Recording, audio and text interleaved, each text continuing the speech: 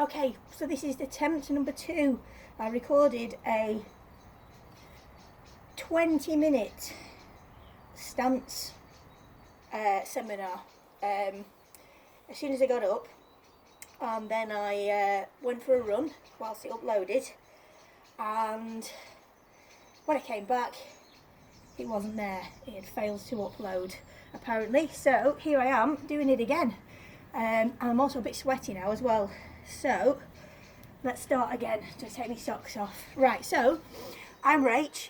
I run the Red Kite School of Thai and Kickboxing in Preston. I've been doing Thai boxing for about 18 years. Gym's been open for about 12 years. And and whilst we're on lockdown, I decided to try and make sure that everybody's got a bit of something to do, bit of something to keep everybody motivated. I've been doing interviews with various people, like Thai boxers and therapists and such like, for a bit of mental and physical stimulation and just something to keep you occupied. And today I'm going to do do some online workouts. Today I'm going to do a short seminar on stance again, because I already did it one time. Okay, so we're going to do a short workout, a short seminar on stance. Now, this is the way I teach a Thai stance. Okay, Muaythai boxing stance and guard. It might be. I know that other people come from different gyms. Sometimes you've got slightly different stance, slightly different style. That's fine. If your coach teaches you a different stance or it's slightly differently to mine, it doesn't mean they're wrong. It doesn't mean that I'm wrong. There's some things that you definitely shouldn't do. Like, you shouldn't have a boxing stance across here. This is your closest target in Thai boxing. You don't want your foot turned across like when you're boxing. Okay, you need to be protecting this side of your body. So there's some things that you definitely don't do, but then there's other slight tweaks that might be slightly different for different people.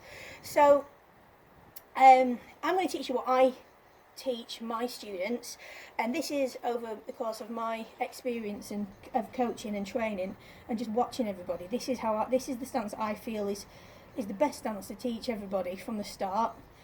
As people have progressed, fighters have become more and more experienced. They've maybe slightly, some of them have kept this stance, some of them have slightly changed it or adopted it to their own, to what suits their body best. That's fine. This is where we start at Red Kite. And if we, first of all, stand with our feet slightly wider than shoulder width apart, okay, and we want our feet pointing slightly out at 10 to 2, okay, 10 to 2 on the clock. So not forward, not all the way out, 10 to 2, okay? Now I always say, just imagine that your feet are on railway tracks, okay? So your railway tracks run parallel, don't they, like this? They don't go in and out, okay? So you can imagine that this foot is on one track and this foot's on another track. Now, if you write with your right hand, you're going to move your right leg. If you write with your left hand, you're going to move your left leg, okay? So, keeping on your tracks, you're going to step this foot back on its track, okay?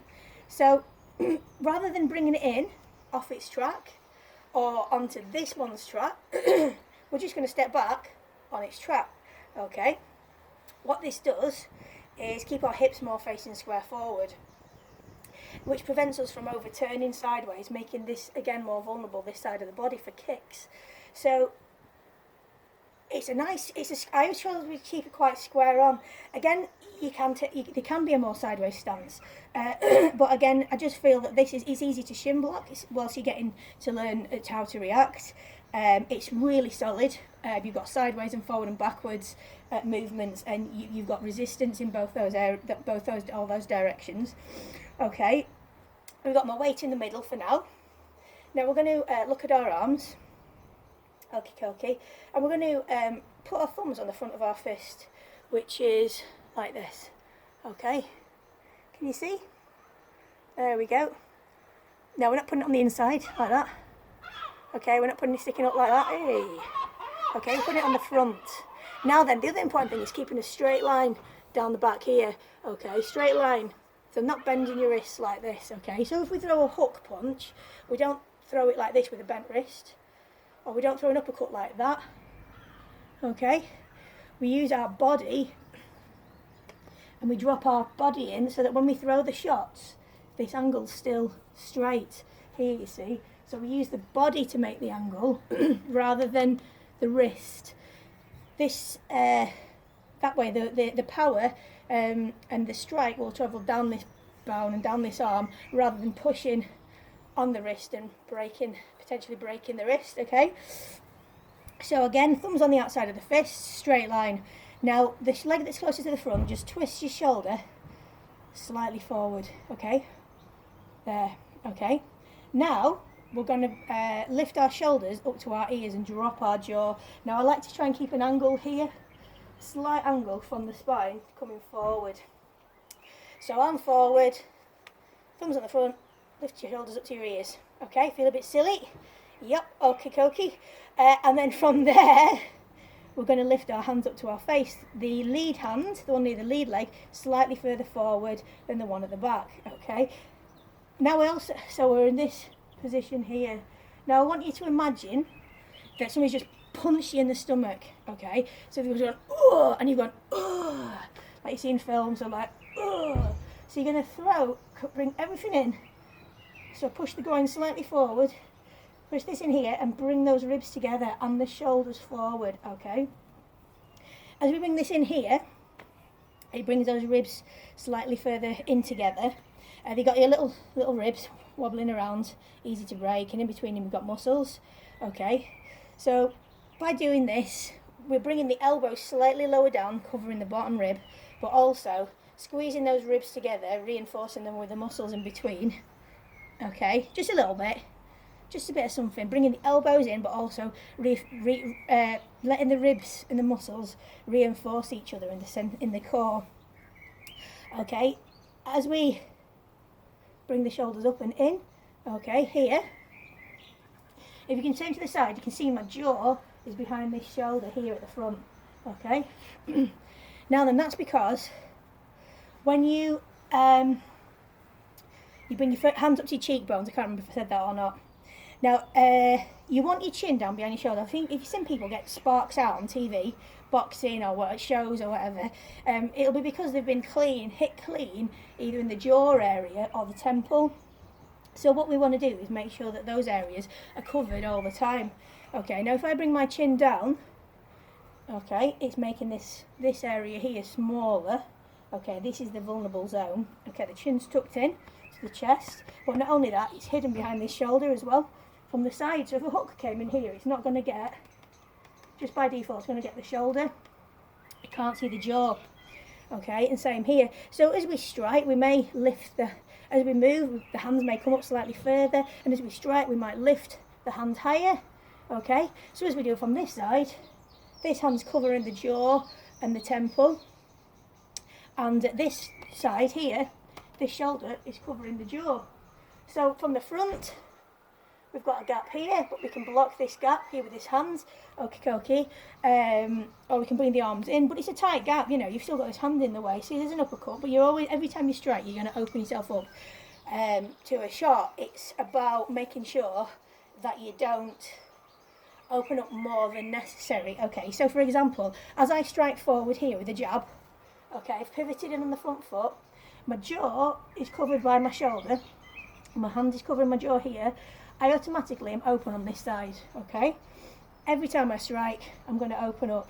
So I'm open here, I'm a bit more vulnerable on the front, I've transferred some of my weight onto the front foot, though I am keeping it probably about 70-30, 65-35 weight transference onto the front there, okay?